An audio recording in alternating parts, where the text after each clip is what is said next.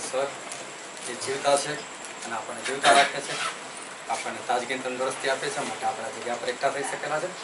ઈશ્વર પિતાનો આપણે પુષ્કળ આભાર માનીએ અને બહુ ધ્યાનથી આપણે ઈશ્વરના વચનો સમજીએ, કારણ કે આપણે સ્તુતિ આરાધના કરી, ઈશ્વરે સાંભળી, આપણે પ્રાર્થના કરી અને પ્રાર્થના પણ ઈશ્વરે સાંભળી. પણ હવે ઈશ્વર બોલવાના છે અને આપણે સાંભળવાનું છે. આના માટે મહેરબાની કરીને કોઈ બીજાની સામે ઈશારા ના કરે. દુનિયાના બધા કામ, સંસારના બધા કામ પછી થશે, પણ કોઈની સામે ઈશારા કરવાની જરૂર નથી, કોઈ કામકાજ કરવા જવાની જરૂર નથી.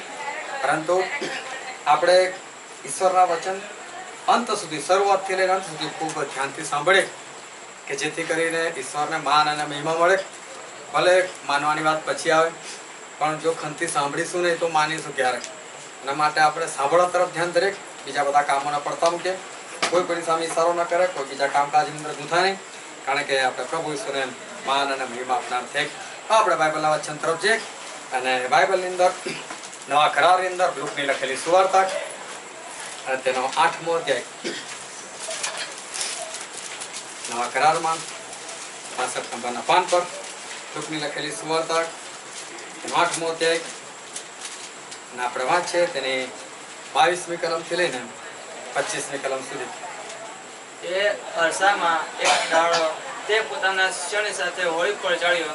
ત્યારે તેણે તેઓને કહ્યું કે આપણે સરોવરને પેલે પાર જઈએ, અને તેઓ નીકળ્યા. તેઓ હંકારતા હતા એટલામાં તે ઊંઘી ગયો. સરોવર પર પવનનું તોફાન થયું, જેથી હોડીમાં પાણી ભરાઈ જવા લાગ્યું અને તેઓ જોખમમાં આવી પડ્યા. તેઓએ તેની પાસે આવીને તેને જગાડીને કહ્યું કે, હે સ્વામી, સ્વામી, અમારો નાશ થાય છે. પછી તેણે ઉઠીને પવનને તથા પાણીના મોજાને ધમકાવ્યા, એટલે તેઓ બંધ પડ્યા અને શાંતિ થઈ.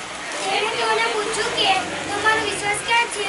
તેઓ ધીરે અચરજ થયા અને માહોમાએ કહ્યું કે આ તે કોણ છે કે પવનને તથા પાણીને પણ આજ્ઞા કરે છે ને તેઓ તેનું માને છે. ઈશ્વર પિતાનું વાંચેલું વચન આપણા માટે પુષ્કળ આશીર્વાદિત છે. ઈશ્વર પિતાનું વચન સત્ય છે અને બાઇબલનું વચન એવું કહે છે કે તમે સત્ય જાણશો અને સત્ય તમને મુક્ત કરશે. આપણા પ્રભુ ઈસુ ખ્રિસ્ત એ તો જીવતા ઈશ્વર છે. આપણા પ્રભુ ઈસુ ખ્રિસ્ત એ તો રાજાઓના રાજા છે અને આપણા પ્રભુ ઈસુ ખ્રિસ્ત એ પ્રભુઓના પ્રભુ છે. આપણા પ્રભુ ઈસુ ખ્રિસ્ત એ આપણા ઉત્પન્ન કરતા છે. પ્રભુ ઈસુ ખ્રિસ્ત આપણને ઉત્પન્ન કરેલા છે. પ્રભુ ઈસુ ખ્રિસ્તે આપણને બનાવેલા છે. પ્રભુ ઈસુ ખ્રિસ્તે આપણું સર્જન કરેલું છે. એ જીવનદાતા છે. પ્રભુ ઈસુ ખ્રિસ્ત એ કોઈ મારનાર ઈશ્વર નથી, પરંતુ આપણા ઈશ્વર જે છે એ તો જીવનદાતા છે, જીવન આપનાર છે. અને એદનવાડીની અંદર જ્યારે ઈશ્વરે આદમ અને હવાને એટલે કે મનુષ્યને બનાવીને જ્યારે એ લોકોને મૂકેલા હતા, ઈશ્વરે ત્યારથી એ લોકોને અનંત જીવન આપેલું હતું. અને માટે ઈશ્વરે કોઈ મરણ બનાવ્યું નથી અને ઈશ્વર મરણ બનાવતા પણ નથી, ઈશ્વર મરણ આપતા પણ નથી. પરંતુ આપણા જે ઈશ્વર છે એ ખરેખર જીવનદાતા છે, એ જીવન આપનાર છે. આપણા ઈશ્વર એ કદી પણ એ કોઈને મારતા નથી. અને બાઇબલની અંદર બીજો શમુએલ અને તેનો 14મો અધ્યાય અને તેની 14મી કલમની અંદર પણ લખવામાં આવેલું છે કે દેવ એ કોઈનો જીવ લેતો નથી. બીજો શમુએલ 14મો અધ્યાય અને તેની 14મી કલમમાં બાઇબલમાં લખેલું છે કે આપણા જે ઈશ્વર છે એ ઈશ્વર કદી કોઈનો જીવ લેતા નથી. અને માટે આપણા જે દેવ છે એ ખરેખર કદી પણ કોઈનો એ જીવ લેતા નથી. અને હિબ્રુઓના પત્રની અંદર એવું લખવામાં આવેલું છે, હિબ્રુઓના પત્ર એનો બીજો અધ્યાય અને તેની પણ 14મી કલમ, હિબ્રુ 2 અને 14, એમાં પણ બાઇબલની અંદર લખવામાં આવેલું છે કે પ્રભુ ઈસુ ખ્રિસ્ત આપણા જેવા માણસ બન્યા, આપણા જેવા લોહી અને માંસના ભાગીદાર થયા, કે જેથી કરીને તે મરણ પર સત્તા ધરાવનાર, શબ્દો બહુ ધ્યાનથી સમજો, મરણ પર સત્તા ધરાવનાર એટલે કે શૈતાનનો નાશ કરે. અને હિબ્રુ 2 અને 14 અંદર બહુ સ્પષ્ટ આ વાત લખવામાં આવેલી છે કે મરણ પર જેને સત્તા છે એ તો શૈતાન છે. મરણ પર સત્તા ધરાવનાર એ તો શૈતાન છે. ઘણી વખત લોકો વાતો કરતા હોય છે ઈશ્વર આપ્યું અને ઈશ્વરે લઈ લીધું, પરંતુ ઈશ્વર આપે છે તો ઈશ્વર કદી લેતા નથી. ઈશ્વર જન્મ આપે છે તો ઈશ્વર કદી મરણ આપતા નથી. ભલે લોકો ગમે તે કહેતા હોય, ગમે તે વાતો કરતા હોય કે ઈશ્વર આપ્યું ને ઈશ્વરે લઈ લીધું, પરંતુ ઈશ્વરે કદી લઈ લેતા નથી. બાઇબલનું વચન ના પાડે છે. અને 1 કોરિન્થી તેનો 15મો અધ્યાય અને તેની 26મી કલમની અંદર પણ લખવામાં આવેલું છે. ત્યાં બાઇબલનું વચન એવું કહે છે કે પ્રભુ ઈસુ ખ્રિસ્તે અંત સુધી રાજ કરવું જોઈએ અને જે છેલ્લો શત્રુ નાશ પામશે એ તો મરણ છે. એવું છે બાઇબલમાં લખેલું કે જે છેલ્લો શત્રુ નાશ પામશે એ તો મરણ છે. અને માટે મરણ એ તો પ્રભુ ઈસુ ખ્રિસ્તનો શત્રુ છે. આપણા ઈશ્વર પ્રભુ ઈસુ ખ્રિસ્ત એ સર્જનહાર છે, એ જીવન આપનાર છે, એ જીવનદાતા છે. એ મૃત્યુ આપતા નથી, એ મરણ આપતા નથી, એ કોઈનો જીવ લેતા નથી, એ કોઈને મારી નાખતા નથી, એ કોઈનો નાશ કરતા નથી. પરંતુ લોકોને સમજણ ના હોવાને કારણે, જ્ઞાન ના હોવાને કારણે લોકો એવું બોલતા હોય છે કે ઉપરવાલાએ આપ્યું ને ઉપરવાલાએ લઈ લીધું. ઉપરવાલો આપે તો પછી એને ફરી શું જરૂર પડે કે ફરી પાછા લઈ લે. અને એમાં પણ એવા લોકો જે દારૂ પીતા હોય, જે નશો કરતા હોય, ઝઘડો કંકાસ કરતા હોય, એવા લોકો મરી જાય તો કે જેવી દેવની મરજી. હવે દેવની મરજી શું? એ તો આમ જ મરેલો હતો. દેવની એવી કોઈ મરજી નથી. દેવ જે કોઈ છે એ એવી કોઈ યોજના બનાવતા નથી. અને માટે લોકો ભલે ગમે તેવી વાત કરે, પરંતુ આપણા જે દેવ છે એ ખરેખર બહુ સારા છે, બહુ ભલા છે, જીવન આપનાર છે. અને આપણા ઈશ્વર જે છે એ સાજાપણું આપનાર છે, એ કદી બીમારી આપતા નથી. અને જે સાજાપણું આપી શકે છે એના હાથમાં કદી બીમારી જે છે એ બીમારી કદી આવી શકતી નથી. બહુ ધ્યાનથી સરળ વચન સમજો કે આવા ઈશ્વર જે આપણને સાજાપણું આપે છે ને બીમારી આપતા નથી. આવા ઈશ્વર જે આપણને જીવન આપે છે ને મરણ આપતા નથી. હા, એવા લોકો હોઈ શકે કે જે જીવન બી આપી શકે ને મરણ બી આપી શકે. પ્રભુ ઈસુની પાસે આવી બે કામ નથી. પ્રભુ ઈસુ એક જ પ્રકારનું કામ કરે છે. જીવન આપે છે તો મરણ આપતા નથી, સાજાપણું આપે છે તો એ બીમારીઓ આપતા નથી, એ શ્રાપો આપતા નથી. એના માટે આપણા જે દેવ છે એ ખરેખર સાજાપણું આપનાર, જીવન આપનાર, આપણા જીવનદાતા છે, સર્જનહાર છે. એ કોઈનું જીવ લેતા નથી, એ કદી પણ મરણ આપતા નથી. એવા ઈશ્વર છે. હવે આવા જે ઈશ્વર છે, જે સાજાપણું આપે છે, જે જીવન આપે છે, એવા ઈશ્વર જો ખરેખર આપણી સાથે હોય તો, જે જીવન આપનાર, જે સાજાપણું આપનાર, આશીર્વાદો આપનાર, શ્રાપોને હટાવનાર એવા ઈશ્વર જો ખરેખર આપણી સાથે રહેતા હોય તો આપણે એમનો અનુભવ કરી શકતા હોય અને એ આપણી સાથે ને સાથે રહેતા હોય તો કેટલું બધું સારું. પરંતુ બાઇબલની અંદર એવું લખવામાં આવેલું છે પ્રેરિતોના કૃત્યોની અંદર એનો 17મો અધ્યાય અને તેની 24મી કલમની અંદર, પ્રેરિતોના કૃત્યો 17મો અધ્યાય અને 24મી કલમની અંદર એવું લખવામાં આવેલું છે કે ઈશ્વર એ આકાશ અને પૃથ્વીનો પ્રભુ હોવાથી એ હાથે બાંધેલા મંદિરોમાં રહેતો નથી. આપણા ઈશ્વર જે છે આકાશના માલિક છે, એ પૃથ્વીના માલિક છે. અને માટે એ એટલા બધા મહાન છે કે આકાશોનો આકાશ એમનો સમાવેશ કરી શકતું નથી. આ પૃથ્વી તો ભૂલથી પ્રભુનો સમાવેશ કરી શકે નહીં. એટલે બાઇબલની અંદર લખવામાં આવ્યું છે કે આપણા જીવતા દેવ જે છે એ હાથે બાંધેલા કોઈ પણ મંદિરોની અંદર એ રહેતા નથી. અને સાથે સાથે બાઇબલની અંદર એવું લખવામાં આવેલું છે પહેલો કોરિન્થી તેનો 3જો અધ્યાય અને તેની 16મી અને 17મી કલમમાં, ત્યાં બાઇબલમાં એવું કે છે કે તમારું શરીર એ જીવતા દેવના આત્માનું મંદિર છે. એ શું તમે નથી જાણતા કે છે? બાઇબલનું વચન એવું કહે છે કે તમારું શરીર એ જીવતા દેવના આત્માનું મંદિર છે. એ શું તમે નથી જાણતા? એવા ઈશ્વર જે જીવન આપે છે ને મોત આપતા નથી, એવા ઈશ્વર જે સાજાપણું આપે છે ને બીમારી આપતા નથી, એવા ઈશ્વર જે મરેલામાંથી પણ સજીવન કરી શકે છે, એવા ઈશ્વર કે જે દરેક પરિસ્થિતિઓને પહોંચી વળે એવા ઈશ્વર કે જે દરેક પ્રકારની મુશ્કેલીઓ હટાઈ શકે એવા ઈશ્વર જો આપણી સાથે હોય તો કેટલું સારું. એવા ઈશ્વર જો આપણી સાથે રહેતા હોય અને આપણે એમને જોઈ શકતા હોય, આપણે એમનો અનુભવ કરી શકતા હોય તો ખરેખર કેટલી બધી અદ્ભુત વાત છે કે આપણા દેવ આપણી સાથે રહેતા હોય. આવા અદ્ભુત ઈશ્વર જીવન આપનાર, હા કદાચ કોઈ મારી નાખનાર બી આપણી સાથે રહેતું હોય તો આપણને એવું લાગે કે આનો ભરોસો રહે. પરંતુ એવા ઈશ્વર કે જે ફક્ત જીવન જ આપે છે, જે કદી આપણને મારી નાખતા નથી, જે જીવ નથી લેતા, એવા ઈશ્વર કે જે ખાલી સાજાપણું આપે છે, કદી બીમારી આપતા નથી, તો એવા ઈશ્વર જો આપણી સાથે હોય તો આપણને કેટલો બધો આનંદ આવે. અને એવા ઈશ્વર જો આપણી સાથે રહેતા હોય તો આપણને ખરેખર કેટલું બધું ગમે. બાઇબલનું વચન કે છે હાથે બાંધેલા કોઈ મંદિરમાં રહેતા નથી, પરંતુ છતાં એ જ પ્રભુ એવા ભલા ઈશ્વર, જીવન આપનાર, સર્જનહાર, સાજાપણું આપનાર, દરેક મુશ્કેલીમાંથી પાર કાઢનાર એવા આપણા ઈશ્વર પ્રભુ ઈસુ ખ્રિસ્ત, એ તો બાઇબલનું વચન એવું કે છે કે એ તો આપણી અંદર રહેવા ચાહે છે. એ તો આપણા શરીરની અંદર, એ તો આપણા હૃદયની અંદર જે છે એ ઈશ્વર રહેવા ચાહે છે. અને એટલે જ જ્યારે મરિયમ કુંવારી હતી અને ત્યારે એની પાસે ગાબ્રિએલ દૂતને મોકલવામાં આવ્યો, ત્યારે ગાબ્રિએલ દૂતે આવીને મરિયમને એવું કીધું કે મરિયમ, ઈશ્વર પાસેથી આવેલું કોઈ પણ વચન એ પરાક્રમ વગરનું હશે નહીં. તો કુંવારી છે પણ તને એક બાળક જન્મશે અને એ બાળકનું નામ તું ઇમ્માનુએલ પાડશે, કે જેના નામનો અર્થ છે દેવ આપણી સાથે. કેટલું અદ્ભુત પ્રભુએ વચન આપ્યું કે સ્વર્ગદૂત આકાશમાંથી મરિયમ પાસે આવ્યો અને મરિયમ પાસે આવીને એ સ્વર્ગદૂતે એવું કીધું કે તને એક બાળક જન્મશે. એ બાળક બીજું કોઈને પ્રભુ ઈસુ ખ્રિસ્તની વાત કરવામાં આવેલી હતી અને કીધેલું કે એનું નામ તું ઇમ્માનુએલ પાડશે. અને ઇમ્માનુએલ જે શબ્દ છે એનો અર્થ એવો થાય છે કે દેવ આપણી સાથે. આપણને એવું લાગે કે દેવ આપણી સાથે રહેતા હોય તો કેટલું સારું, પરંતુ આજથી 2000 વર્ષ પહેલા એ ભવિષ્યવાણી એ મરિયમના દ્વારા એ લાવવામાં આવી કે મરિયમ તને એક બાળક થશે અને એ બાળકનું નામ તું ઇમાનુએલ પાડશે. અને ઇમાનુએલના શબ્દનો અર્થ છે કે દેવ આપણી સાથે, મતલબ કે ઈશ્વર આપણી સાથે રહેશે, ઈશ્વર આપણી અંદર રહેશે, ઈશ્વર આપણા હૃદયની અંદર રહેશે, કે જે સર્જનહાર છે, જે સાજાપણું આપનાર છે, જે બીમારી આપતા નથી, જે શ્રાપો આપતા નથી, જે જીવ લેતા નથી, એવા અદ્ભુત ઈશ્વર જે છે એ ઈશ્વર આપણી સાથે હોય. કેટલું બધું આનંદદાયક વસ્તુ છે. અને એવા જ ઈશ્વર એક દિવસ એ ઇબ્રાહીમની પાસે જઈ પહોંચ્યા. એ વખતે ઇબ્રાહીમ 75 વર્ષનો હતો. અને બાઇબલની અંદર લખવામાં આવ્યું છે કે ઇબ્રાહીમ 75 વર્ષનો હતો અને ત્યારે ઈશ્વરે એ ઇબ્રાહીમને દર્શન આપ્યું. જ્યારે ઈશ્વરે ઇબ્રાહીમને દર્શન આપ્યું ત્યારે ઇબ્રાહીમ જે છે એ બીજા દેવી દેવતાને માનનાર હતો, એ પ્રભુ ઈશ્વરને માનનાર હતો, એ જીવતા દેવને ઓળખતો નહોતો, એ જીવતા દેવને માનતો નહોતો.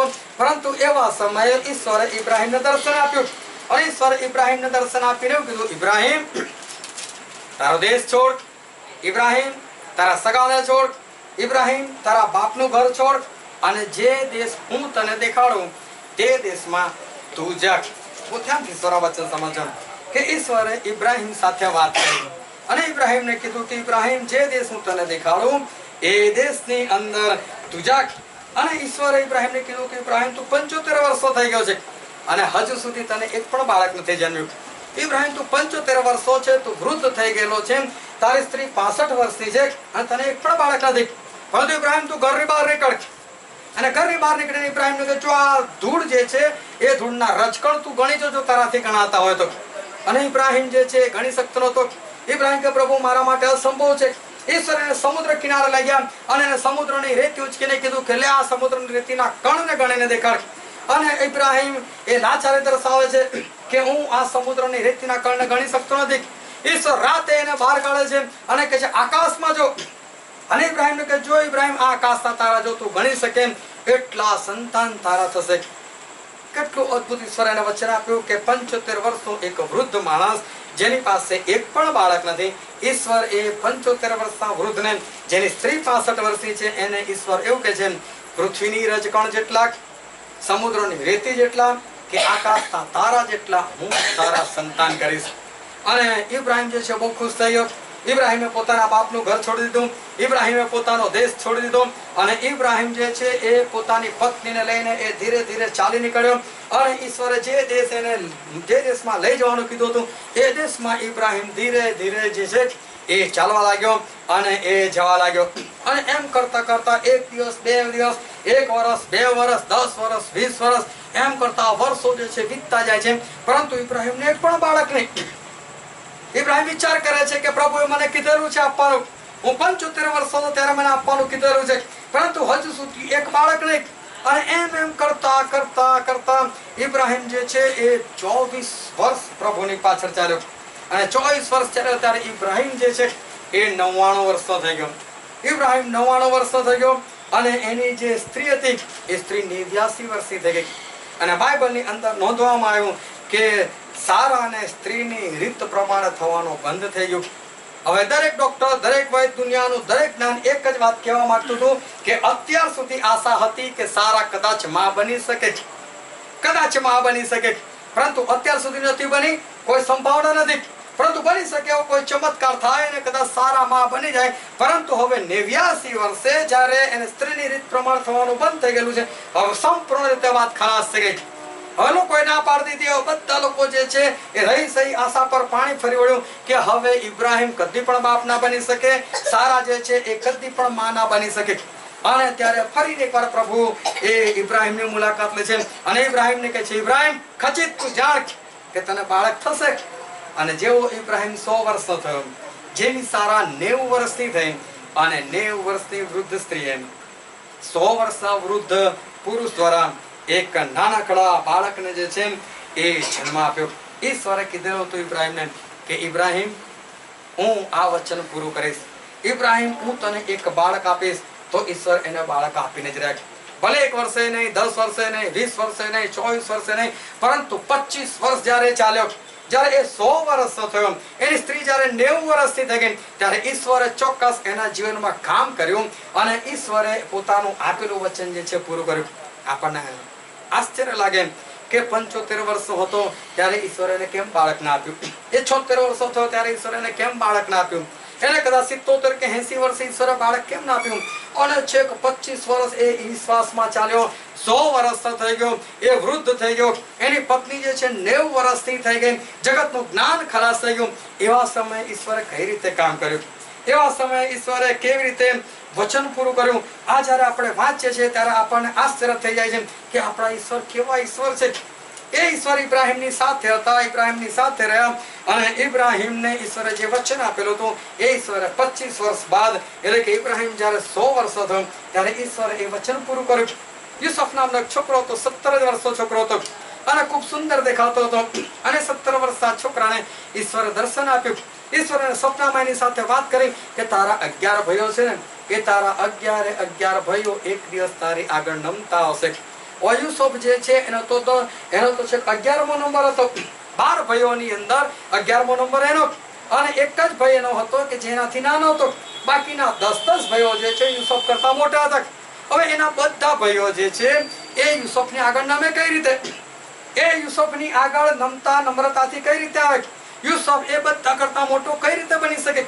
આ વાત જે છે અસંભવ જેવી હતી, આ વાત જે છે બની શકે એવી પરિસ્થિતિ નહોતી. પરંતુ ઈશ્વરે આ યુસુફ જે હતો એ યુસુફને 17 વર્ષે સપનાની અંદર દર્શન આપીને ઈશ્વરે વાત પ્રગટ કરી નાખી. 2 વખત સપના આપ્યા અને 2 વખત સપના આપીને વાત જાહેર કરી દીધી કે તારા 11 ભાઈઓ એક દિવસ તારી આગળ નાક રગડતા આવશે અને તને પગે પડશે, તારી આગળ નમી જશે, એવું ઈશ્વરે એ જાહેર કરી દીધું. અને ઈશ્વરે યુસુફને એ વાત બતાવી દીધી. યુસુફ બહુ ખુશ હતો કે ઈશ્વર મારી સાથે છે, ઈશ્વર મારા પક્ષમાં છે. અને એક દિવસ એના ભાઈઓ જ્યારે ઘેટા બકરા ચરાવતા હતા અને યુસુફના બાપાએ કીધું કે જા બેટા, તું તારા ભાઈઓને જે 10 ભાઈઓ છે એ લોકોને જઈને તું ખાવાનું આપે. અને જ્યારે યુસુફ ખુશ થતો અને એ ફરવા સાથે અને એના પોતાના ભાઈઓને મળવાની ઉમ્મીદ સાથે, આનંદ સાથે જ્યારે એ નીકળ્યો અને જ્યારે એના ભાઈઓ પાસે પહોંચ્યો ત્યારે એના ભાઈઓને એવું લાગ્યું કે અમારો દુશ્મન આવી ગયો. યુસુફ તો લોકોને પોતાના સગા ભાઈઓ છે એમ કરી આનંદથી મળવાના માટે જાય છે, પરંતુ એના જે ભાઈઓ જે છે એ લોકો તેને દુશ્મન સમજે છે. જેવો યુસુફ આવે છે એને ઊંચકીને એના હાથમાંથી ખાવાનું લઈને સીધો એને ખાડાની અંદર નાખી દીધો. એ લોકોને કોઈ છોન ખાડાની અંદર મરી જાય. પરંતુ થોડો સમય થયો અને ત્યાંથી ઇસ્માઇલીઓનું ટોળું, એટલે કે વેપારીઓનું ટોળું મિસર દેશમાં વેપાર કરવા માટે જતું હતું. અને એ સમયે માણસો જે છે એ વેચાતા હતા, લોકો માણસને વેચતા હતા ગુલામ તરીકે. અને ત્યારે એના ભાઈઓ જોયું કે આપણો ભાઈ મરી જાય એના કરતા લાવો એના ખાડામાંથી બહાર કાઢે, એના જે કઈ પૈસા મળી જાય પૈસા આપણે લઈ લે. અને એના ભાઈઓએ એના પૈસાનો એના સોદો માર્યો અને જે ઇસ્માઇલીઓ હતા એની આગળ જઈને એને વેચી દીધો. અને આ જે ઇસ્માઇલીઓ હતા એ લોકો યુસુફને ખરીદ્યો અને યુસુફને ખરીદીને લોકો મિસર દેશની અંદર લઈ ગયા. અને મિસર દેશની અંદર લઈ જઈને પોટીફાર નામનો ફારૂન રાજાનો એક ખાસ માણસ હતો એને જઈને વેચી દીધો. એના ઘરની અંદર ગુલામ તરીકે રહ્યો, એના ઘરની અંદર ગુલામ તરીકે રહ્યો. જ્યારે ઈશ્વરે એને દર્શન તો એ આપેલું કે યુસુફ તારા 11 ભાઈઓ તારી આગળ નમશે. નમવાની વાત તો દૂર રહી, એના 10 ભાઈઓએ એની ઉપર વળજીને એના ખાડામાં નાખી દીધો, એને ગુલામ બનાવી નાખ્યો. મિસર દેશની અંદર એ ગુલામ બની ગયો. અને ત્યાર પછી એની પર ખોટો આરોપ લાગવાના કારણે એ પોટીફાર નામના માણસે એને રાજાની જેલની અંદર એને કેદ કરી નાખ્યો કે જ્યાં સુરતનું અજવાળું પણ ના જાય એવી જગ્યા પર એને કેદની અંદર નાખ્યો. અને લગભગ 13 વર્ષ સુધી આ યુસુફ જે છે એ જેલની અંદર રહ્યો. તો ધ્યાનથી ઈશ્વરના વચન સમજો કે 13 વર્ષ પછી યુસુફના વાળ વધી ગયેલા હતા, દાઢી મૂછો વધી ગયેલી હતી, નાવા ધોવાના ઠેકાણા હતા, કપડાના ઠેકાણા હતા. અને એવા સમયે એકવાર ફારૂન રાજાને સપના આવ્યું અને સપનાના અર્થ માટે યુસુફ જાણીતો હતો અને માટે યુસુફને બોલાવવામાં આવ્યો. યુસુફ બહાર નીકળ્યો, એણે ફારૂન રાજાને જે સપના હતું એનો અર્થ કરી બતાવ્યો અને એને આઈડિયા પણ આપી કે તારે કઈ રીતે વર્તવાનું છે. અને ત્યારે રાજા એની પર બહુ ખુશ થયો અને રાજાએ એને કીધું કે હું તને મારા દેશનો વડાપ્રધાન બનાવું છું. અને ફારૂન રાજાએ એને એ દેશનો વડાપ્રધાન બનાવ્યો. અને વર્ષો પછી એના જે સગા ભાઈઓ હતા એ લોકોએ ત્યાં જવું પડ્યું અને એ લોકો યુસુફને પગે પડવું પડ્યું. અને એનું જે સપનું હતું, જે ઈશ્વરે એને દર્શન આપેલું હતું, એ એક દિવસ પૂરું થયું. પરંતુ વચ્ચેની જે બધી પરિસ્થિતિ હતી એ પરિસ્થિતિ ઘણી બધી દયાજનક હતી. જ્યારે મૂસા હતો અને મૂસા ફારૂનના મહેલની અંદર ઉછરીને મોટો થયો, 40 વર્ષનો થયો અને ત્યાંથી એ નીકળીને મિદ્યાન દેશમાં જઈને રહ્યો. ત્યાં જઈને એણે લગ્ન કર્યું અને પોતાના સસરાને ત્યાં એ ઘર જમાઈ બનીને રહ્યો અને એના ઘેટા બકરા ચરાવતા ચરાવતા બીજા 40 વર્ષ કાઢી નાખ્યા. અને મૂસા જ્યારે 80 વર્ષનો વૃદ્ધ થયો ત્યારે ઈશ્વર આકાશમાંથી એની પાસે નીચે ઉતર્યા અને ઈશ્વરે મૂસાને એવું કીધું કે મૂસા, ઇઝરાયલ પુત્રોને ગુલામીમાંથી છોડાવવાના માટે હું આકાશમાંથી નીચે ઉતર્યો છું.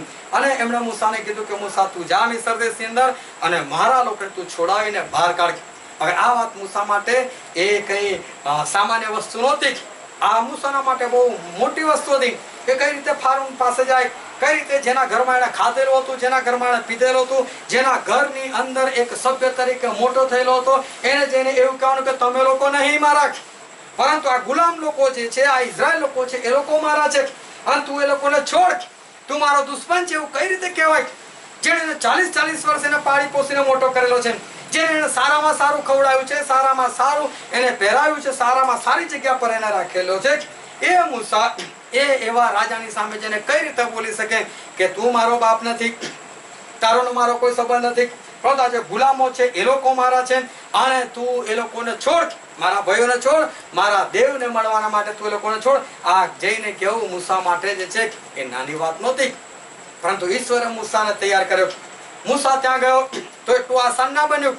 જેવું મૂસાએ ફારૂનને કીધું કે ફારૂન આ લોકોને છોડી દે અને મારા દેવનું ભજન કરવાના માટે મોકલ, જેવું ફારૂન રાજાએ સાંભળ્યું તરત ફારૂન રાજાએ લોકોની ગુલામી વધારી દીધી.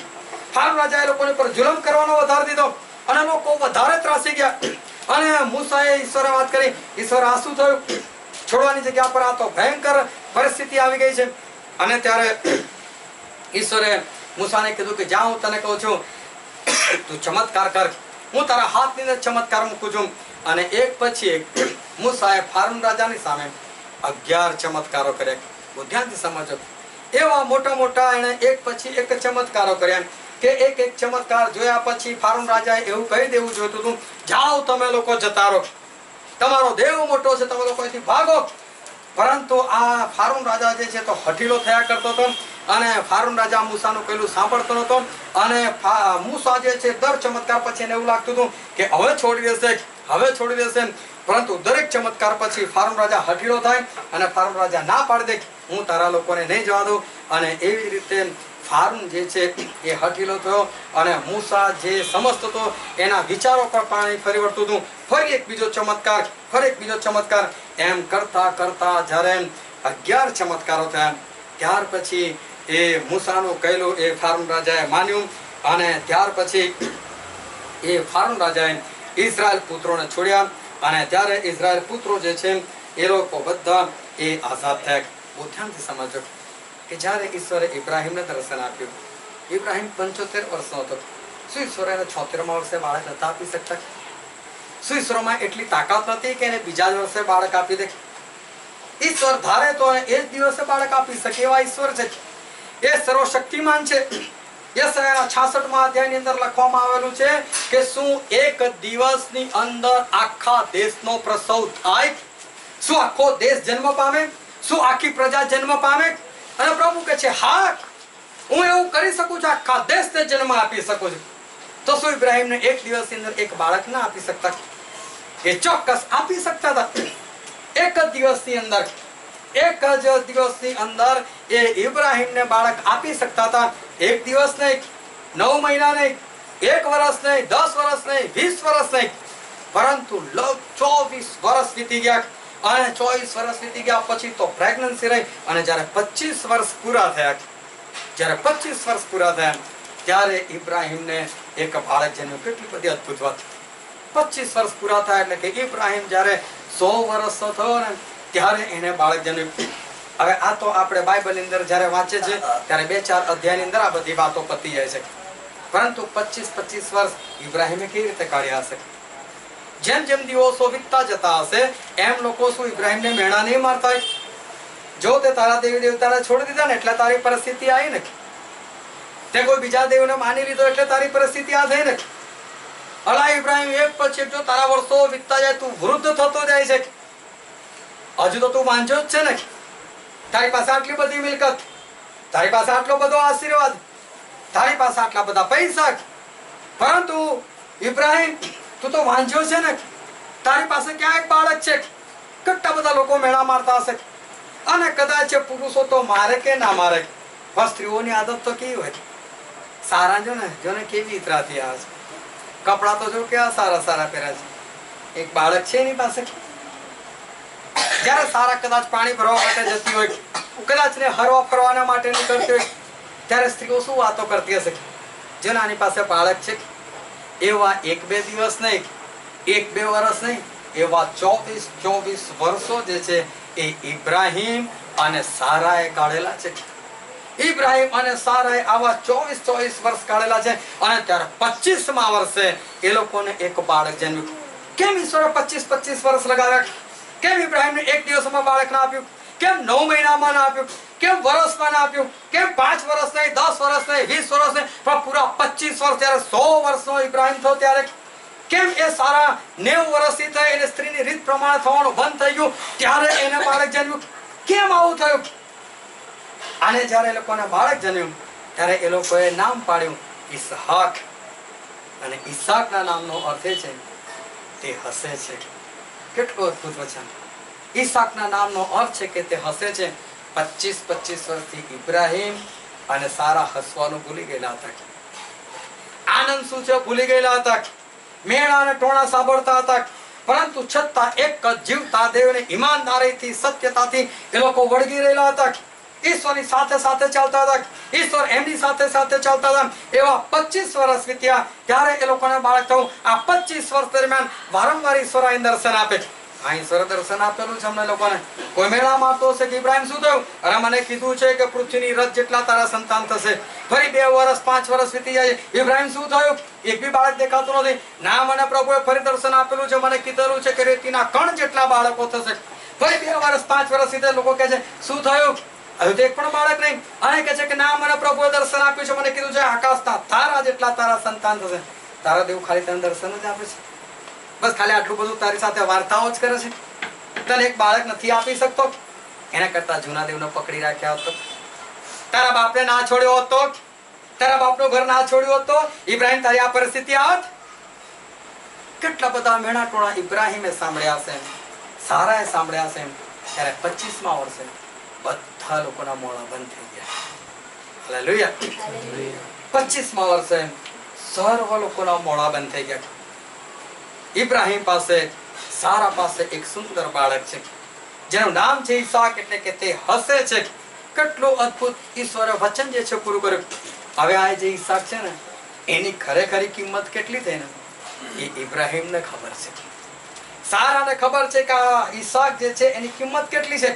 આજે કોઈને 2 બાળકો હોય, 4 બાળકો હોય, 5 બાળકો હોય, અને એમ થઈ ગયેલા હોય, એ લોકોને કોઈ તકલીફ ના પડેલી હોય, ત્યારે એની કિંમત નથી સમજાતી આપણને, ત્યારે આપણને નથી ખબર પડતી. પરંતુ જ્યારે એક બાળક આવ્યું, એ બી વર્ષો રાહ જોયા પછી, પ્રભુ કર્યા પછી, મેણા ટોણા સાંભળ્યા પછી, વિશ્વાસમાં ચાલ્યા પછી 25 વર્ષે જ્યારે એક બાળક જન્મ્યું, ત્યારે ઇબ્રાહિમ અને સારાને આ ઈસાકની કિંમત ખબર છે કે આ ઈસાક કેટલો બધો મહાન છે, આ ઈસાક જે છે કેટલું બધું મોટું મારા માટે ફળ છે. અને સાથે સાથે એ લોકોને ઈશ્વર પ્રત્યે જે કિંમત થઈ કે મારો ઈશ્વર કેટલો મહાન છે. જ્યારે આખી દુનિયાના લોકોને આપડતા કશું જ નહીં થાય, ત્યારે મારા દેવે ચમત્કાર કરેલો છે. યુસુફને ઈશ્વરે 17 વર્ષ હતો ત્યારે કીધું કે યુસુફ તારા ભાઈઓ તારી આગળ નમશે, યુસુફ તારા ભાઈઓ તારી આગળ નમશે, પરંતુ યુસુફને તો ખાડામાં નાખી દેવામાં આવ્યો. યુસુફ બિચારો વિચાર કરે છે કે પ્રભુ મારા ભાઈઓ મને નમવાના હતા કે મને મારવાના હતા? સ્વપ્ન તમે આપેલું કે કોઈ બીજાએ આપેલું? આ શું થયું? પ્રભુ મારે આગળ નમવાની જગ્યાએ આ લોકો તો મને મારી નાખવા માટે મચેલા છે, આ લોકો મને ખાડામાં નાખી દીધેલો છે, પરંતુ ખાડામાંથી નીકાળીને એને ગુલામ બનાવી દીધો. હજુ યુસુફ વિચાર કરે પ્રભુ આ શું? મને તો ગુલામ બનાવી નાખેલો, મને તો વેચી નાખેલો છે. મારા બાપના ઘરે હું શાંતિથી રહેતો હતો, આનંદ કરતો હતો, મારી પાસે સર્વસ્વ હતું, અને આ જગ્યા પર શું છે?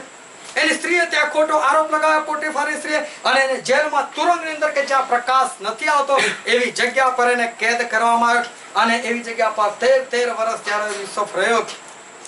કેટલી બધી ભયંકર યાતના આ યુસુફે વેઠેલી છે. અને 13 વર્ષના વનવાસ પછી 13 વર્ષની ભયંકરતા પછી આ જે યુસુફ છે એને ત્યાંથી બહાર કાઢવામાં આવ્યો અને એને મિસ્ર દેશનો વડાપ્રધાન બનાવી દેવામાં આવ્યો. પરંતુ હજુ સુધી એનું સપનું પૂરું થયું નથી. ત્યાર પછી બીજા 7 વર્ષ એ અનાજની ભરપૂરીના વીતી ગયા. એના પછી બીજા 7 વર્ષ જ્યારે દુકાળના આવ્યા એ વર્ષોની અંદર કોઈક વખત એના ભાઈઓ આવ્યા અને એની આગળ નમ્યા. ઈશ્વરે 17 વર્ષે જે સપન આપેલું હતું એ યુસુફ લગભગ એ 38-39 વર્ષનો થયો હશે ત્યારે એ સપનું જે છે એનું પૂરું થયું. ઈશ્વરે વચન પૂરું તો કર્યું ખરું ને. ભલે ગમે તેવી પરિસ્થિતિમાંથી યુસુફ પસાર થયો પરંતુ ઈશ્વરે જે વચન આપેલું હતું એ વચન તો પૂરું કર્યું. મૂસા જ્યારે ઈશ્વરે એને કીધું કે તું મારા લોકોને છોડાય, મૂસાને એવું હતું કે કદાચ બહુ આસાન હશે, દેવ કહે છે તો છૂટી હશે, પરંતુ ના છૂટ્યા. એક પછી એક ચમત્કારો, ગુલામી વધતી જાય છે, પરિસ્થિતિ ખરાબ થતી જાય છે, વિપત્તિ વધતી જાય છે, વેદનાઓ વધતી જાય છે અને એવા સમયે મૂસાને એવું લાગે છે કે શું થશે, આજે છોડશે કે ક્યારે છોડશે, પરમ દિવસે છોડશે, ક્યારે છોડશે. અને એમ કરતા કરતા એ વિચાર કરે છે અને ત્યારે 11 ચમત્કારો કર્યા પછી આ ફારોન રાજા જે છે એ મૂસાનું કહેલું સાંભળે છે અને એ બધા લોકોને છોડી દે છે. આ બધી પરિસ્થિતિ જ્યારે આપણે મૂસાની જોઈએ, જ્યારે આપણે યુસુફની જોઈએ, જ્યારે આપણે ઇબ્રાહીમની જોઈએ અને એ વખતે જ્યારે એવી પરિસ્થિતિ, એવી બદતર પરિસ્થિતિમાં જો કદાચ આપણે હોત ને તો આપણે બી બોલતા ઇબ્રાહીમ શું તારી તો પરિસ્થિતિ છે. યુસુફને બોલતા યુસુફ તારી સી પરિસ્થિતિ, તારા સપનાનું શું થયું. આપણે મૂસાને બોલતા કે મૂસા તું તારા લોકોને છોડાવવાની વાત કરે છે પણ શું થયું. જ્યારે પ્રભુ ઈસુ જેવા પ્રભુ ઈસુ જ્યારે એ વધસ્તંભનો માર જ્યારે ખાતા હતા, એમના બેવ હાથમાં ખીલ્લા અને બેવ પગમાં ખીલ્લા હતા, માથામાં કાંટાનો મુંગટ હતો, કોડાનો માર હતો, ત્યારે યશાયા 53 ની અંદર લખવામાં આવ્યું છે લોકોએ કીધું કે આ તો દેવથી માર પામેલો છે અને લોકોએ એની કદર જાણી નહીં. લોકોએ પ્રભુ ઈસુને ઓળખી શક્યા નહીં. ત્યારે બધા લોકોને એવું કે આને તો દેવથી માર પામેલો છે, અને કેટલા ભૂંડા કામ હશે, આના કેવા પાપ હશે.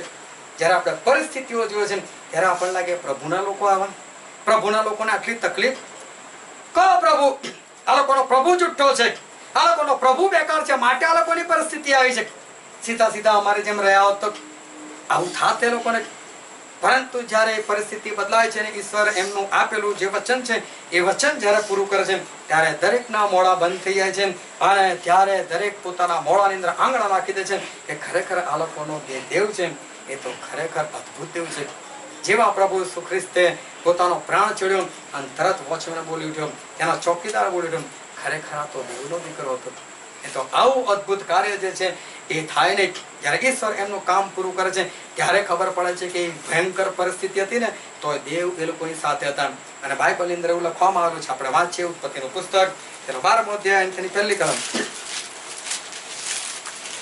ઉત્પત્તિનું પુસ્તક 12મો અધ્યાય પહેલી કલમ. અને યહોવા ઇબ્રાહીમને કહ્યું કે તું તારો દેશ તથા તારા સગા તથા તારા બાપનું ઘર મૂકી દે, જે દેશ હું તને દેખાડું તેમાં જા. બાઇબલનું વચન એવું કહે છે કે ઈશ્વર ઇબ્રાહીમને એવું કીધું, જે દેશ હું તને દેખાડું તેમાં જા.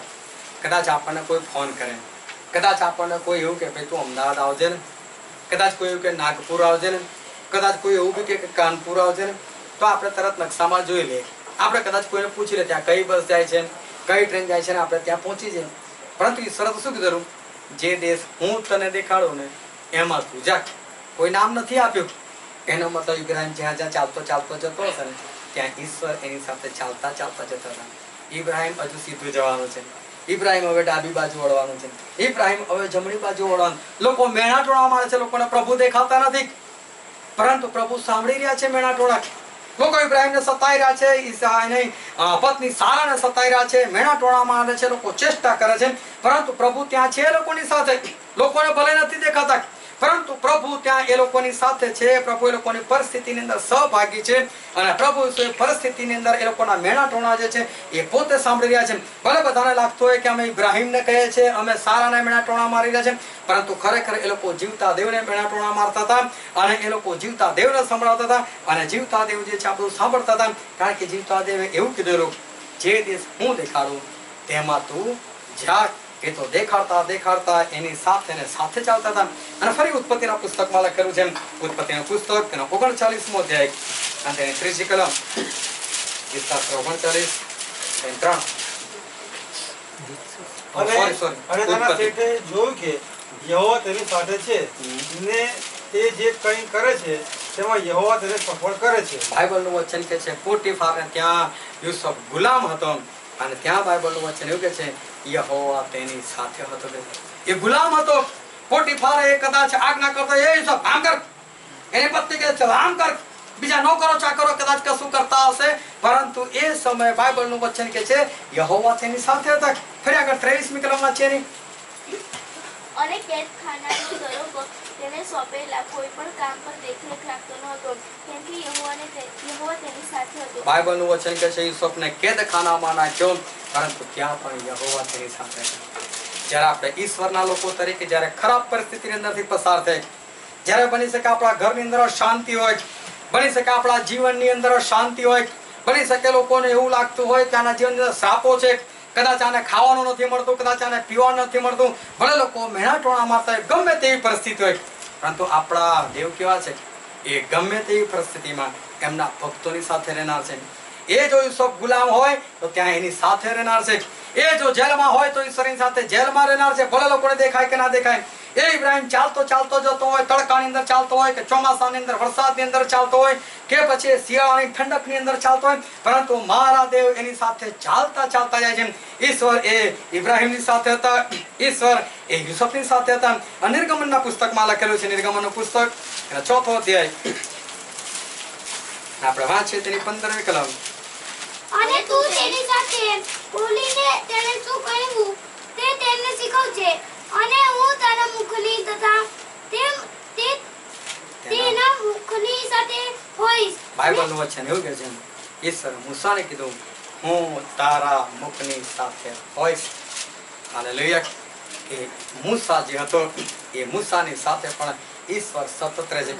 મૂસા જ્યારે જ્યારે તું બોલીશ હું તારી સાથે હોઈશ. તું જ્યારે જ્યારે ફારની સામે ઉભો રહીશ, ભલે તારું અપમાન થાય, તારી નિંદા થાય, લોકો તારી વિરુદ્ધમાં પડે, ગમે તો હોય, પરંતુ ઈશ્વરે મૂસાને પહેલેથી કીધું મૂસા હું તારી સાથે હોઈશ. ઇબ્રાહિમની ગમે તેવી પરિસ્થિતિ હતી, પરંતુ ઈશ્વર ઇબ્રાહિમની સાથે હતા. યુસુફની પરિસ્થિતિ ભલે ગમે તેવી હતી, જેલમાં હોય કે એ ગુલામ હોય, પરંતુ ઈશ્વર એની સાથે હતા. મૂસાની પરિસ્થિતિ ગમે તેવી હોય, પરંતુ ઈશ્વર એ મૂસાની સાથે એ સતત રહેતા હતા. હવે આપણને પ્રશ્ન થાય કે ઈશ્વર સાથે હોય તો આવી પરિસ્થિતિ, શું ઈશ્વર યુસુફની સાથે હોય તો એને ખાડામાં નાખી દેવામાં આવે? હા, બાઇબલમાં લખવામાં આવ્યું છે કે ભલે ને ઈશ્વર સાથે હોય તો પણ ખાડામાં નાખવામાં આવે, ભલે ઈશ્વર સાથે હોય તો પણ ગુલામ બનાવી દેવામાં આવે, ભલે ઈશ્વર સાથે હોય તો પણ એને કેદખાનામાં નાખવામાં આવે, ભલે ઈશ્વર સાથે હોય તો પણ એક બાળક જણતા જણતા એ 25 વર્ષ જે છે એ બની શકે છે કે ગુજરી જાય. ભલે ઈશ્વર સાથે હોય તો એક ચમત્કારથી નહીં, પરંતુ 11 ચમત્કારો કરવા પડે ત્યારે માંડ માંડ એ ફારૂન રાજા જે છે એ ઈશ્વરના લોકોને છોડતો હોય. ઈશ્વર સાથે હોય એનો મતલબ એવો નથી કે પરિસ્થિતિ ખરાબ ના થઈ શકે. ઈશ્વર સાથે હોય એનો મતલબ એવો નથી કે પરિસ્થિતિ બગડી ના શકે. ઈશ્વર સાથે હોય તો પણ આપણી પરિસ્થિતિ જે છે એ પરિસ્થિતિ બગડી શકે છે, પણ એનું કારણ એક જ છે કે ઈશ્વર એમના લોકોને દેખાડવા ચાહે છે.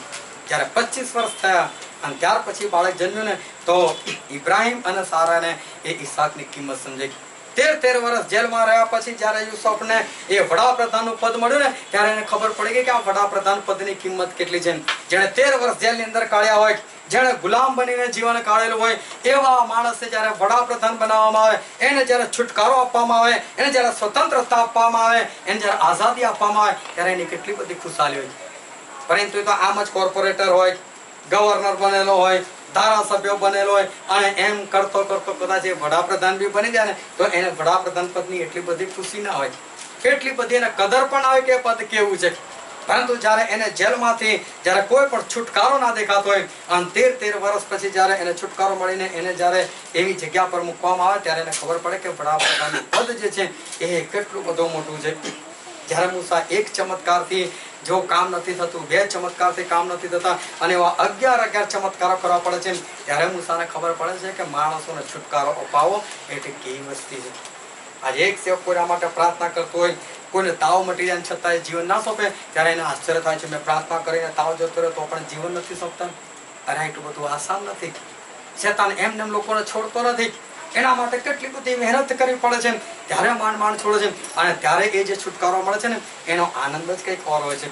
અને ત્યારે મૂસાને આજે છુટકારો મળ્યો ત્યારે એને ખબર પડી એક દિવસ કોઈકના કુટુંબની અંદર જતો હતો અને ત્યારે કુટુંબની અંદર કંઈક બોલાચાલી ચાલતી હતી અને ત્યારે ખાલી બાપના શબ્દો મને જે સંભળાય અને છોકરાને બોલતા હતા કે તું કમાવા જા ને તો તને ખબર પડે કે પૈસા કઈ રીતે વેડફાય છે. છોકરો ગમે તેમ પૈસા ઉડાવતો હશે અને એટલે બાપ ખાલી આટલા શબ્દો બોલ્યો અને એટલા શબ્દો મારા કાને પડ્યા. છોકરો કમાવા નથી જતો એટલે એને ખબર નથી કે પૈસા કઈ રીતે વાપરવાના અને કેવી રીતે વાપરવાના. જ્યારે પ્રભુ આપણી સાથે હોય છે ત્યારે બહુ ધ્યાનથી સમજો કે ભલે પરિસ્થિતિ ગમે તેવી આવે, ભલે લોકો મેળા ટોણા મારે, ભલે ગમે તેવી ખરાબ દેખાતું હોય, પરંતુ એક વસ્તુ સમજી લો કે એ ઈશ્વરની યોજના છે. ઈશ્વરે યુસુફ માટે યોજના બનાવેલી હતી કે હું એને મિસ્ર દેશમાં લઈ જાઉં અને ત્યાંનો એને વડાપ્રધાન બનાવું. તો વચ્ચે ગમે તેવી પરિસ્થિતિ આવે, ગમે તેવી પરિસ્થિતિમાંથી પસાર થવું પડે, પણ એ તો ઈશ્વરની યોજના હતી અને આ માટે ઈશ્વર યોજના બનાવે છે. તો ભલે ને વચ્ચે ગમે તેવી ખરાબ પરિસ્થિતિ આવે, પરંતુ ઈશ્વર જે છે એ ચોક્કસ કંઈક સારું કરવા જાય છે. જ્યારે રોટલી લોકો ખાતા હોય છે ત્યારે લોકોને મુલાયમ રોટલી જોઈએ છે, લોકોને પોચી રોટલી જોઈએ છે, પરંતુ જ્યારે લોટને ગૂંદવાનો થાય છે ત્યારે એ બધું નથી ગમતું. લોટને ગૂંદવાનો નહીં ત્યારે એ બધી પરિસ્થિતિ ખરાબ લાગે છે. માણસોને સારું તો બનવું છે, માણસોને પ્રખ્યાત તો થવું છે, માણસોને મોટું તો બનવું છે, પણ રોટલીના લોટની જેમ ગુંદાવું નથી. તો પછી ક્યાંથી તમે લોકો એટલી ઊંચાઈ સર કરી શકો? ક્યાંથી માણસો એટલી ઊંચાઈના પદ પર જે છે પહોંચી શકે? જો એને ગુંદાવું ના હોય તો બહુ સારું પાત્ર બનવું તો છે, પરંતુ કુંભાર માટીને જે ગારો બનાવીને એને પછાડીને અંદરથી નાના નાના કાંકરા સુદ્ધા કાઢીને ફેંકી દે છે, એવી રીતે કોઈને બોલાવવું નથી. જો બોલાવવું નથી તો પછી આગળની સારી પરિસ્થિતિ કઈ થાય? અને માટે જ્યારે લોકો ગુંદાવાની શરૂઆત થાય છે, જ્યારે લોકોને બોલાવવાની શરૂઆત થાય છે, ત્યારે તરત લોકો પડે, ઓ પ્રભુ મારા જીવનમાં કેમ આવું? પ્રભુ મારા જીવનમાં કેમ આમ? પ્રભુ મારી પરિસ્થિતિ કેમ આમ? હું તો તમારી પાછળ ચાલું છું, તમારા વચન પાડું છું, તમારા વચન પ્રમાણે જીવન જીવું છું. પ્રભુ મને કેમ આમ? પ્રભુ મને કેમ પેલું અને મને કેમ તકલીફ ને મને કેમ મુશ્કેલી? પરંતુ ઈશ્વરે કોઈક યોજના બનાવેલી છે, કોઈ જગ્યા પર તમને સ્થાપન કરવા ચાહે છે, માટે વચ્ચેની આ બધી પરિસ્થિતિ છે ખરાબ છે. એ યુસુફને વડાપ્રધાન બનાવવા ચાહતા હતા, માટે એને ખાડામાં જવું પડ્યું. 11 ભાઈઓને એને આગળ નમાવા ચાહતા હતા, માટે તેને ગુલામ બનવું પડ્યું અને માટે તો એને જેલની અંદર જવું પડ્યું. પરંતુ ત્યાર પછી તો ઈશ્વરનું વચન પૂરું થયું ને. ઈશ્વર જે બી વચન આપણને આપે છે ને એ વચન પૂરું કરે છે. ઈશ્વરે ઇબ્રાહીમને કીધું કે તારા સંતાન એ રેતીના કણ જેટલા થશે, તારા કણ જે છે પૃથ્વીની રજ જેટલા થશે, તારા કણ જે છે એ આકાશના તારા જેટલા થશે. અને બાઇબલનું વચન કહે છે કે જેટલા ખ્રિસ્તના છે એટલા ઇબ્રાહીમના સંતાન છે. આજે કેટલા બધા દુનિયાની અંદર ખ્રિસ્તના લોકો છે, આપણે ગણી શકતા નથી. રિપોર્ટ એવું કહે છે કે આજે ચાઇનાની અંદર લગભગ રોજના 22,000 લોકો પ્રભુનો સ્વીકાર કરે છે. રશિયા જે એકદમ કટ્ટરપંથી છે કે જે ધર્મમાં માનતું નથી, ત્યાં પણ આજે રોજના 10,000 લોકો જે છે એ લોકો પ્રભુ ઈસુ ખ્રિસ્તને ગ્રહણ કરે છે. ISIS વાળા ઈરાકની અંદર ગમે એટલી ધમાલ કરતા હોય, પરંતુ આજે પણ ત્યાં ચર્ચમાં જનારા છે, આજે પણ નવા લોકો પ્રભુમાં ઉમેરાય છે. સાઉદી અરેબિયા ગમે એટલું કટ્ટરવાદી હોય, પરંતુ ત્યાં આજે લગભગ દરેક ઘરની અંદર બાઇબલ પહોંચી ગયેલું છે અને લોકો બાઇબલ વાંચી રહ્યા છે. ઈશ્વર જે છે એ ઈશ્વર આપણી પરિસ્થિતિ જે છે એ બદલી નાખનાર ઈશ્વર છે. ઈશ્વર આપણને જે કંઈ દેખાડે છે કંઈક અલગ છે અને ઈશ્વર એમનું વચન જે છે હંમેશા પૂરું કરે છે. પરંતુ વચ્ચે ભલે એને ગમે તેવી પરિસ્થિતિ આવે, પરંતુ ઈશ્વર આપણને ડાયરેક્ટ ફાઇનલ વાત દેખાડે છે, હું આવું કરવાનો છું. પરંતુ એવું કરતા કરતા વચ્ચે રોટલીના લોટની જેમ આપણે કદાચ ગુંદાવવું પડે છે કે પછી કુંભારની માટીની જેમ આપણે ગોળાવવું પડે છે, પરંતુ ચોક્કસ ઈશ્વર જે છે ઈશ્વર એમની યોજના પ્રમાણે કામ કરે છે. પરંતુ જો માણસો વચ્ચે જ બૂમો પાડવા લાગી જાય, એ ગોલાવાની જગ્યા પર, એ ગુંદાવાની જગ્યા પર બૂમો પાડી નાખે, તો પછી ઈશ્વર જે છે એવા લોકોના જીવનની અંદર જે કામ કરી શકવું જોઈએ એ કામ કરી શકતા નથી. આજે પણ આપણે જે વચ્ચે વાંચેલું હતું લોકની લખેલી સુવાર્તા એનો 8મો અધ્યાય અને 22 થી લઈને 25મી કલમ આપણે વાંચી. એમાં બોલનું વચન કહે છે કે પ્રભુ ઈસુ પોતાના શિષ્યોને કીધું કે ચલો આપણે જઈએ કે છે. અને લોકો કોઈ સ્થળ જતા હતા અને બધા હોડીની અંદર બેસી ગયા અને હોડીની અંદર બેસી ગયા અને પ્રભુ ઈસુ ખ્રિસ્ત જ્યાંથી નાવિક જે જગ્યા પર હોડી ચલાવતો હોય ને કંટ્રોલમાં રાખતો હોય, ડાબી જમણી બાજુ ફેરવતો હોય, ત્યાં આગળ પ્રભુ ઈસુ ખ્રિસ્ત પોતે હતા. હોડીને ચલાવનાર કોઈ નતું. 12 શિષ્યો હતા, 13માં પ્રભુ ઈસુ ખ્રિસ્ત હતા. અને પ્રભુ ઈસુ ખ્રિસ્ત નાવિકની જગ્યા પર બેસીને બિંદાસથી ઊંઘતા હતા. એમણે આજ્ઞા કરી દીધેલી કે આપણે પેલી પાર જવાનું છે. હોડીએ જે છે સાંભળી લીધેલું હતું, સમુદ્રએ સાંભળી લીધેલું કે આ હોડીને મારે કઈ જગ્યાએ પહોંચાડવાની છે. પ્રભુ ઈસુ ખ્રિસ્ત શાંતિથી સુઈ ગયા. જ્યારે આપણે બસની અંદર બેસીએ છીએ તો કદી કોઈ ડ્રાઈવરને પૂછવાના માટે છે, એ ડ્રાઈવર તારી પાસે લાયસન્સ છે દેખાડજે મને, તારી પાસે પાક્કું લાયસન્સ છે, તારે કેટલો અનુભવ છે, તારા અત્યાર સુધી એક પણ એક્સિડન્ટ થયા છે કે નહીં થયા, કોઈ પૂછે છે? એક હાલતુ ફાલતુ ડ્રાઈવર પર આટલો બધો વિશ્વાસ, તો પ્રભુ ઈસુ પર ના મૂકી શકીએ આપણે? ત્યારે તો બસમાં બેઠા બેઠા બિંદાસ ઊંઘે છે. એવી રીતે ઊંઘતા હોય છે કે બાજુવાળાના માથા સાથે પોતાનું માથું અથડાય. પેલો કે ભાઈ ઊંઘવું તો શાંતિથી ઊંઘે. ત્યારે એટલો બધો વિશ્વાસ કે જે ડ્રાઈવર છે, જેની કોઈ ઓકાત નથી, ખરેખર ઈશ્વર સામે જેની ઓકાત નથી, એવા માણસ પર આટલો બધો વિશ્વાસ. અને જે ઈશ્વર છે એની પર વિશ્વાસ નહીં. જ્યારે માણસો ઈશ્વરને જીવન સોંપે છે, ઈશ્વર એમની સાથ હોય છે, બધો અનુભવ કરે છે, અને ત્યારે રસ્તાની અંદર જ્યારે આવી તકલીફ થાય ત્યારે બૂમો પાડે, પ્રભુ કઈ છે, પ્રભુ કઈ છે તું? પ્રભુ મારા જીવનમાં કેમ આવું? અને આ શિષ્યોને પ્રભુ હોડીમાં બેસીને જતા હતા. હોડીને આજ્ઞા કરી દીધી. સમુદ્રને ખબર પડી ગઈ કે હોડીને મારા ફલાણી જગ્યા પર પહોંચાડી છે. પરંતુ અચાનક તોફાન થવા લાગ્યું. પ્રભુ શું છે, તોફાન થાય તો થવા દે, મારે તો હોડી સામે કિનારે પહોંચાડવાય છે, એનાથી જ મતલબ. હોડીને બી ખબર ગમે તોફાન થાય તોય મારે શું, સમુદ્રને બી ખબર ગમે તોફાન થાય તોય શું, મારે તો આનાથી ગળી જવાય નહીં, આ હોડીને મારાથી ડૂબાડે નહીં. બાઇબલનું વચન કહે છે કે મોજાઓથી હોડી ઢંકાઈ જતી હતી અને એ પાણી અંદર ભરાઈ જતું હતું, અને એ હોડી જે છે પાણી ભરાયા પછી પણ ડૂબતી નહોતી. એ તો શિષ્યોને બીક લાગી ગઈ, પરંતુ હોડી તો બી ચાલ્યા જ કરતી હતી, ચલાવનાર કોઈ હતું નહીં. તો લોકોને એટલું ના ખબર પડે કે નાવિક કોઈ નથી ને અત્યાર સુધી હોડી ચાલી લે છે, તો આગળ પણ ચાલશે જ હોડી. પરંતુ જ્યારે આવી પરિસ્થિતિ આવે છે ને, વિપરીત પરિસ્થિતિ આવે છે, ત્યારે લોકો બૂમાબૂમ કરવા લાગી જાય છે. અને બૂમાબૂમ કરતા બાઇબલનું વચન એવું કહે છે, આપણે વાંચીએ 24મી કલમ, લુકા 8:24. તેઓએ તેની પાસે આવીને તેને જગાડીને કહ્યું કે હે સ્વામી, સ્વામી, અમારો નાશ થાય છે. બાઇબલનું વચન કહે છે એ લોકોએ બૂમ પાડી શું કીધું? સ્વામી, સ્વામી, અમારો નાશ થાય છે. આ જુઠ્ઠું નહીં બોલતા આ લોકો. એ જ હોડીમાં પ્રભુ ઈસુ નતા? પ્રભુ ઈસુ મરી જાય? પ્રભુ ઈસુ ડૂબી જાય? પ્રભુ ઈસુ જે હોડીમાં હોય એ હોડી ડૂબી શકે? પ્રભુ ઈસુ જે હોડીમાં હોય એ હોડીને એ સમુદ્ર ડૂબાડી શકે? કેટલું જુઠ્ઠું બોલે. અમે નાશ પામ્યા છે. તમે ડૂબી ગયા? હોડીની અંદર પાણી આવે તો સ્વિમિંગ પુલ જેવું લાગે, મજા આવે તમને લોકોને. તે તો આનંદ કરવાનો હોય. સમુદ્રની અંદર તમે ઉછળીને પડેલા છો. એ ભલે ને ગમે તેવો ઉછળકૂદ કરતો હોય, તમારી હોડી ઊંધી થઈ, કશું નથી, પરિસ્થિતિ ખરાબ. પરંતુ માણસો જે છે પ્રભુ અમે મરી રહ્યા છે, પ્રભુ અમે મરી રહ્યા છે, પ્રભુ અમે મરી રહ્યા છે. અરે કઈ મરી રહ્યા છો તમે લોકો? તમે લોકો જીવો છો, તમારી સાથે તમારો દેવ બેઠેલો છે. અરે તમે મરો, તમારો દેવ ના મરી જાય? એ તમારી સાથે તો છે જ હોડી પર, પણ જો તમારો દેવ નથી મરવાનો તો તમે પણ નથી મરવાના. હાલેલુયા. જો તમે નથી મરવાના, તમારો દેવ સાથે છે, તો પછી કેટલી બધી અદ્ભુત વાત છે કે દેવ સાથે હોય ને આપણે મરી જઈએ. હા, દેવ સાથે હોય ને જેલમાં જવાનું થાય, હા દેવ સાથે હોય ને ખાડામાં નાખી દે, હા દેવ સાથે હોય ને તોફાન થાય, પણ દેવ સાથે હોય ને મરી જાય, આ વાત જુઠ્ઠી છે. જો કોઈ પ્રભુ ઈસુને જગાડીને એવું કે પ્રભુ ઈસુ અમે મરી રહ્યા છે, એ સૌથી મોટો જુઠ્ઠો છે. પણ લોકો શું કહે? બિચારા બધું છોડીને નીકળી ગયેલા છે, પ્રભુ ઈસુના શિષ્યો છે. આ તો બાર તો વાત એવી જ થાય ને, બાઇબલ લઈને ફરે છે, પ્રાર્થના કરાવે છે, પ્રભુ ઈસુનો શિષ્ય છે, નોકરી ધંધો છોડી દીધેલો છે, પણ પ્રભુ ઈસુ શું કહે? જૂઠું બોલે છે. નાશ પામી રહ્યા તમે લોકો. હોડીની અંદર આનંદ કરો ને, પાણી આવ્યું છે તો તમે લોકો જૂઠું કેમ બોલો છો કે અમે નાશ પામે? શું હું અહીં સુઈ નથી ગયો? હું આરામ નથી કરતો? આના માટે લોકો જુએ છે ને પ્રભુ જુએ છે, ત્યારે બેઉની નજરની અંદર બહુ ફરક છે. ફરી એકવાર વાંચે 24મી કલમ.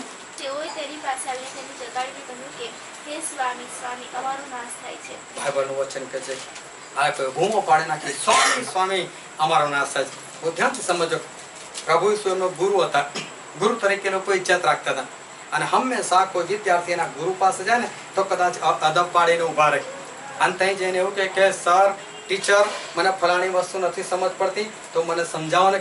ઘણા તો એટલા બધા બીતા હોય ને કે પૂછવા બી ના જાય, નપાસ તો નપાસ, આ નહીં આવડે તો આટલું છોડી દેવું, પણ ટીચરને પૂછવું બી નહીં. આ લોકો સ્વામી સ્વામી કરે છે, તે જેને અદબ પાડીને ઉભા છે. સ્વામી, સ્વામી, અમે લોકો નાશ પામી રહ્યા છે. કોઈ દોડીને પ્રભુ સાથે ઝંઝરો, હે સ્વામી ઉઠ, અમે નાશ પામી રહ્યા છે, અમે મરી રહ્યા છે. તમે સ્વામી કોઈને આવી રીતે ઉઠાડો છો? સ્વામી પ્રભુ ઈસુ ઉઠીને લોકોને શું કીધું? 25મી કલમ વાંચો. તેણે તેઓને પૂછ્યું કે તમારો વિશ્વાસ ક્યાં છે? બાઇબલનું વચન કહે છે પ્રભુ ઈસુએ ધુરંધર શિષ્યોને એવું કીધું, તમારો વિશ્વાસ ક્યાં છે? લોકો કહેતા પિત્તર જેવો વિશ્વાસ કોઈનો નહીં. હોડી મૂકીને ભાગી ગયો છે, પત્નીને છોડીને પ્રભુ ઈસુની પાછળ લાગી ગયેલો છે, પોતાનું ઘર-બાર મૂકીને લાગી ગયેલો છે, આંદ્રિયાને બી લઈ ગયેલો છે, યોહાને યાકૂબને પણ લઈ ગયેલો છે. બધા શિષ્યો ઘર-બાર, નોકરી ધંધો છોડીને પ્રભુ ઈસુ ખ્રિસ્તની પાછળ લાગે. લોકો શું વાત કરે? ભયંકર વિશ્વાસ છે. અને પ્રભુ શું કહે છે? તમારો વિશ્વાસ કઈ છે? લોકો વાત કરતા કે ભયંકર વિશ્વાસ.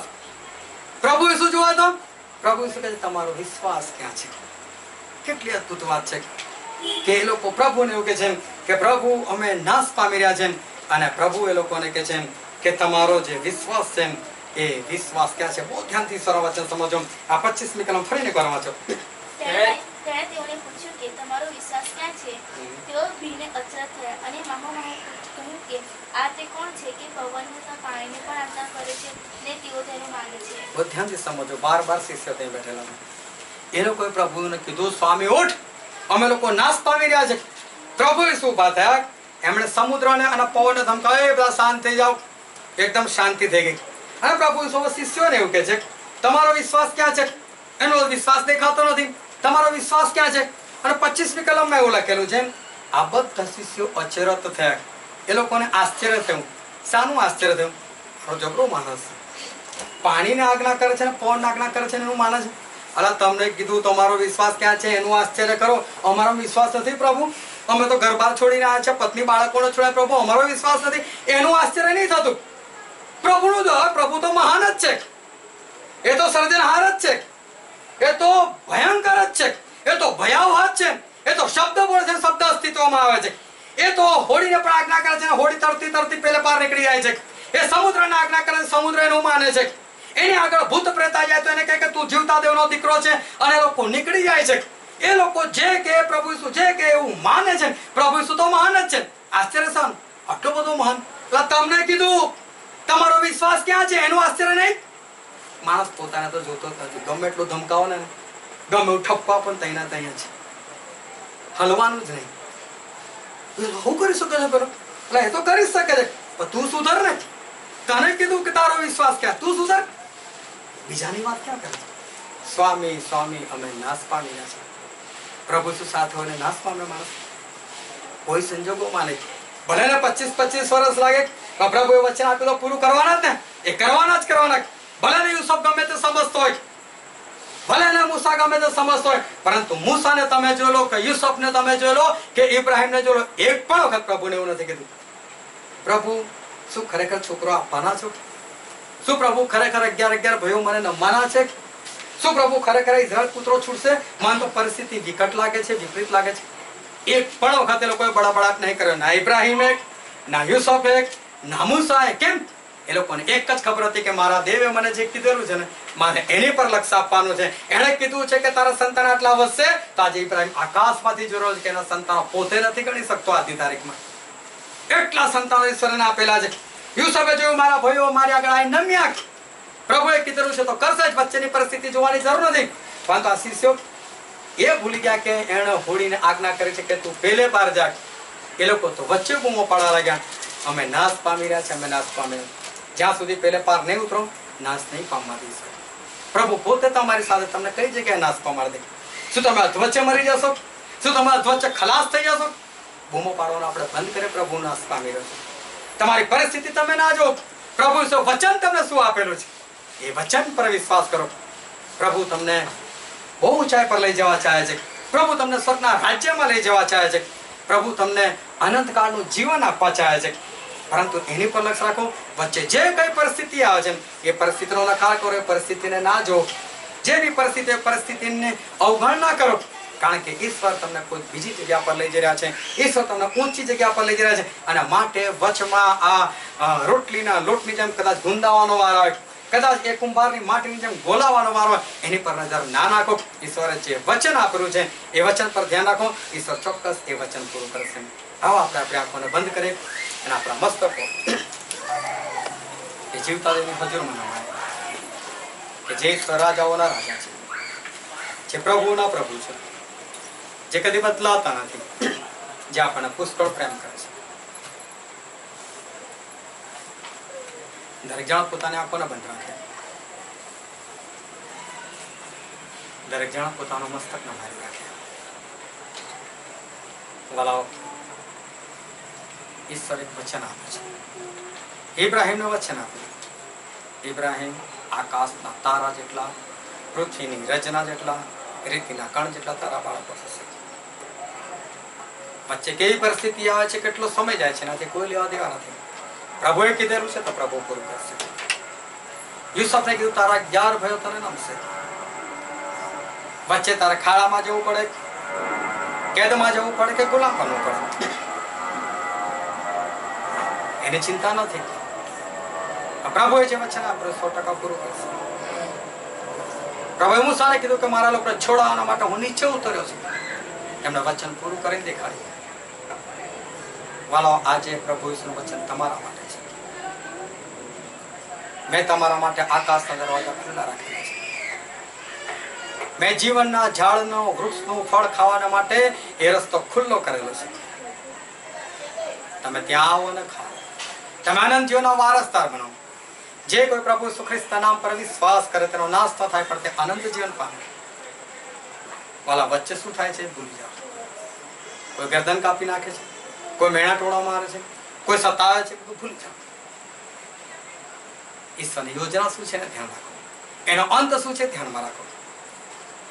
એ શિષ્યો અધવચ્ચે બૂમો પાડવા લાગ્યા. શિષ્યોએ અધવચ્ચે બૂમો પાડી, સ્વામી સ્વામી અમે નાશ પામી રહ્યા છે. આ જૂઠું છે. કોઈ અધવચ્ચે મરી શકતું નથી. પ્રભુ એમને કીધું તારો વિશ્વાસ ક્યાં છે? જો આજે તમારા જીવનમાં એવી બૂમ છે, જો તમે આજે તમારી પરિસ્થિતિને કારણે થાકીને હારીને બોલતા હોય પ્રભુ ક્યાં સુધી, પ્રભુ કેમ આવું, તો આજે પ્રભુ તમને પણ કહે છે તારો વિશ્વાસ ક્યાં છે? અને જો વિશ્વાસ નહીં હોય તો વાલો પેલે પાર નહીં પહોંચી શકે. વિશ્વાસ વગર પેલે પાર જવું અસંભવ છે. વિશ્વાસ વગર સ્વર્ગમાં બેસવું અશક્ય છે, તે નહીં જઈ શકો. વિશ્વાસ ના છોડો, વચ્ચેની પરિસ્થિતિને ભૂલી જાઓ. જો પ્રભુ સાથે છે તો કંઈ જ નહીં થાય, એની ખાતરી રાખો. આ વચન સમજવા માટે, ગ્રહણ કરવા માટે, એ પ્રમાણે ચાલવાના માટે પ્રભુ ઈસુ ખ્રિસ્તની કૃપા આપણા દરેક પર થાય. Thank you Jesus. હાલેલુયા. સ્વર્ગીય સનાતન અમારા જીવતા પરમેશ્વર પિતા, અમારો પુષ્કળ આભાર સ્તુતિ મહિમા કરીએ છીએ બાપ. યસ તમારો જે અદ્ભુત અને પવિત્ર અને પરાક્રમી વચન તમે અમને જે પૂરું પાડ્યું છે તેના માટે મારા દેવ. હાલેલુયા. અમારા દેવ કોઈ માણસની લાયકાત નથી કે આ વચન અમને શીખવાડી શકે. Yes hallelujah. અમારો આભાર માનીશું તમે અમારી મધ્ય આવો છો અને તમારું વચન તમે અમને શીખવો છો મારા દેવ. Thank you. ત્યારે તમને વિનંતી કરીશ મારા દેવ, તમે જે વચન અમને શીખવ્યું છે તેને અમે સગળા સાંભળીને પાડનારા બનીએ, નહીં કે પોતાની જાતને છેતરનારા બનીએ. તે કૃપા થવા દો મારા. હા પ્રભુ. હા મારા દેવ, આ ઘર પર આવેલા સગળા લોકોને તમે આશીર્વાદિત કરો મારા દેવ. સગળા લોક ભલે પ્રભુ ખાલી થયા પ્રભુ, દરેકને તમારા વચનના આશીર્વાદથી તમે ભરપૂર કરો મારા. હા પ્રભુ. અને દરેક જણ પ્રભુ 100 ગણા ફળ આપનારા બને, તે ફળવાની ડાળીઓ સગળાને તમે બનાવો તે વિનંતી કરીશ. હા મારા દેવ, વિશેષ પ્રાર્થના કરી છે ઘર માટે મારા દેવ. અને સગળા લોકને તમે આશીર્વાદિત કરો મારા દેવ. અને સગળા ભંડારને તમે ભર્યા પૂર્યા રાખો મારા દેવ. હા મારા દેવ, વિશેષ ઘર માટે વિનંતી કરીશ. અને સગળા લોકને તમારા પ્રેમમાં, તમારા વિશ્વાસમાં આગળ વધારો મારા દેવ. અને સગળા લોક પ્રભુ તમારી સાથે ને પાસે બની રહે, અને તેમનો વિશ્વાસ તમારામાં બની રહે, તે કૃપા થવા દો મારા દેવ. હા મારા દેવ, હવે પછી સગળો સમય તમારા હાથમાં સોંપાય છે. દરેકની જાતોને તમારા હાથમાં સોંપાય છે. તમને વિનંતી કરીશ સગળાની તમે સાથે ને પાસે રહો. અમારો વિશ્વાસ વધારો. પ્રાર્થના પ્રભુ ઈસુના નામથી સાંભળ માન્ય કરો. આમેન. આમેન. આકાશમાં અમારા ભાવ, તમારું નામ પવિત્ર બનાવો. તમારું રાજ્ય આવો, જેમ આકાશમાં તેમ પૃથ્વી પર તમારી ઈચ્છા પૂરી થાવ. દિવસની અમારી રોટલી આજ અમને આપો. જેમ અમે અમારા ઋણોને માફ કર્યા છે તેમ તમે અમારા ઋણો અમને માફ કરો. અને પરીક્ષામાં ન લાવો, ગુંડાથી અમારો છૂટકો કરો. કેમ કે રાજ્ય તથા પરાક્રમ તથા મહિમા સર્વકાળ સુધી તમારા છે. આમેન. આમેન. આપણા તારનાર પ્રભુ ખ્રિસ્તની કૃપા, ઈશ્વર પિતાનો પ્રેમ અને પવિત્ર આત્માની દિવ્ય તથા અદ્ભુત સંગત આપણા દરેકની સાથે, તેના દરેક સંતો અને સેવકોની સાથે અને ઇઝરાયલ પુત્રોની સાથે હમણાંથી લઈને સદા સર્વકાળ સુધી હોય. આમેન. આમેન.